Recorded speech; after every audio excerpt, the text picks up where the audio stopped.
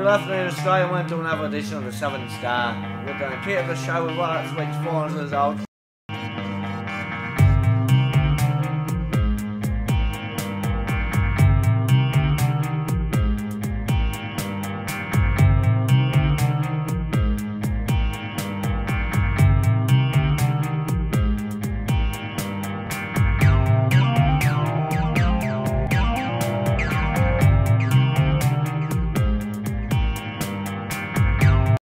Last event of the round paper was Hyatt versus Clayton, and in the reserves Hyatt went out winners, but in the seniors Clayton won. It was very wet conditions, people were slipping over, heads were banging each other, and there was only one goal in the first half, and they were even until the final draw.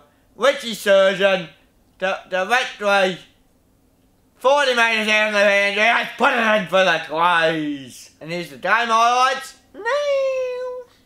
Approaching quarter time, ball thrown back in. Neither ruckman do the work. It's those smaller blokes at the back. Here's a chance for Robinson on the left boot. Can he get first goal for him? Swings it around and it's skewed off the side of the boot and missed everything. God, it must be very hard out there. Hey, Hammers like the ball. These blokes are really good kicks of the ball. Yeah. And these conditions are making them look ordinary. Robinson, McHenry spills to him over the back and McHenry fists it through. And that's quarter time here at Jack Barker Reserve. It is Clayton leading 5 behinds to the Hyatt Doggies. 3 behinds here at quarter time. No goal scorers, no nothing. 23 minutes in that opening term. Couldn't take it. Isaacs at the fall of the ball. May have been held without it. Comes back to Surzan. A flying shot in towards goal. Oh, has hit the post. Has hit the post. Looked good off the boot all the way. Surzan brings up his 4th behind of the afternoon, and it takes Clayton on to 6 points, and they lead the Doggies 3 behinds. Isaacs, he's going to snap the ball up. Richie Surzan has a set. No, taken away there and dribbled over the line in a desperate attempt out there for Hyatt in McLaren, and McLaren rushed it through for 1 behind. They move on to 4 behinds, and Clayton are on 7 behinds, I think. 6 it is. 6 behinds. I'm getting confused with that many behinds going on in this game. It is all behinds. Lucky we're not seeing any. A snapshot. Up they go. Anyone home? Richard Surzan's dangerous. Oh, he was very dangerous, but he got onto the wrong side of the post. And it was 1 behind. Another behind, Hammers. Oh, it is raining behinds. I said play on. Here's a big chance. The first goal on the guards. Oh, not quite. Not quite. It was Coots who had a flying shot for goal and just drifted over to the left-hand side of the post for another behind, Hammers. 10 behinds to 3 behinds.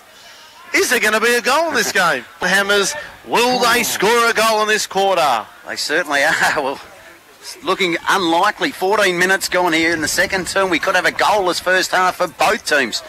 Haven't seen that before in any game of football. Cross, here's a chance for the Doggies. First score. No! There's a goal. He's hit the post. He has hit the post, Hammers. I can't believe it. Well, just to describe what happened there, he was running into the open goals. It was 5 metres out. And then I think his footy boot took stage fright or something.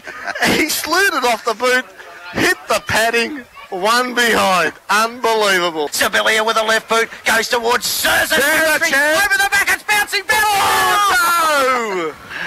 Oh, I thought he was all over it, Corey Pearce, to run in and kick the goal, but he's just gone across the face for a minor score. That wins still a 3 or 4 point advantage to the Clubber team down here, boys. Great stuff. Unbelievable. Take it away, Hammers, take it away. They've got it and they go in. Surzan! Oh, the big fella's got Takes a mark, 25 out. This time directly in front. Boys, place your bets. Wind swirling, boys. No guarantees of getting this one. How many behinds did he kick? 6, has he? That is an understatement. He's no guarantees because he's got 0-5 at the moment. Hammers, is it... The only certainty is if you're on the goal line. I would like to know, is there ever been a scoreless half in a final in the SFL? I don't know. We'll go back through the books. We'll get somebody onto it. But Surzan, this for the Clays and the game's first goal of the afternoon. The crowd's gone berserk. He has put it through. And it's got in by an inch, we reckon. It took 1 quarter and 20 minutes almost into the second quarter to kick the first goal.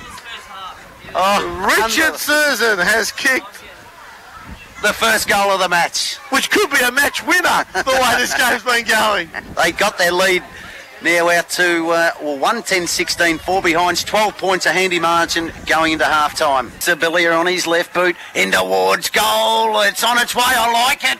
I like it, JC, and so does the goal umpire. They got their second in a row, the Clays, and now they are off and raining. Got the breeze at his back. This to get it back to a one-goal game. He's going to come in with a fresh ball here. 35 metres out. He's gone right up into the teeth of goals. Is there anyone home? The big fella's trying to get it. Here's a... Oh, great it's in the back, surely. Robinson. Umpire said play on. A snapshot. It's going all the way. It's going all the way. Unbelievable goal. A fantastic goal. And the man in question there was Baker. What a cracking game it was, and what we didn't get too well.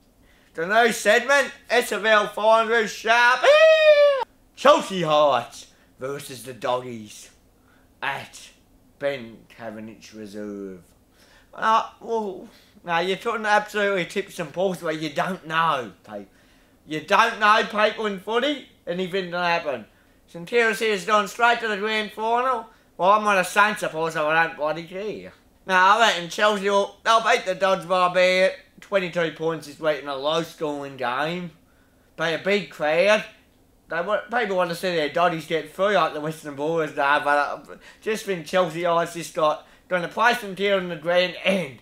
That would be a massive game of the season. Division 2, we've got Oaktree Districts versus Height Footy Club. Cheltenham on Sunday. The winner will go for the grand to play Clays. Now I reckon Height will win that by about 14 points. Division 3 people. Hampton are through to the grand. The Hammers. And we're having to play Mount Waverley. Should be a big crowd. 150 people should be around this week to see this big game. Sharpy might get in the grand and try and ruffle some people up for the grand. I reckon Moorabbin will beat Mount Waverley by about 22 points. Ladies and gentlemen, now it's time for the famous segment, Don't Get Me Started, with my favourite guests, Sharpy and Siri Newman. And ladies and gentlemen, we've got Bob Catter, who's going to decide if Sharpy Gillard or Rabbit are going to win the election. Well, I'm sorry to say, Bob Catter, Sharpy all the way, mate. Your hat yacht's too big for you, mate. How old are you? 60? That hat needs to be for me, mate. Bob Catter, if you're watching, your 60 old man is the new Prime Minister here. If I don't get a job as a Labor, I might get a job as a cowboy with a big hat on this year, isn't it, Urban 16? Thanks, everyone. Thanks, AC Media. I hate that little AC Media guy that comes on. But I love homes and get down and sign for a tour. Engineering, gardening, whatever you want. Next week is our last show in the studio. Go to SFL.com.au. Put your money on Jordan Sydney for the grand. It might happen. If I'm right, God help us all. Stay sharp.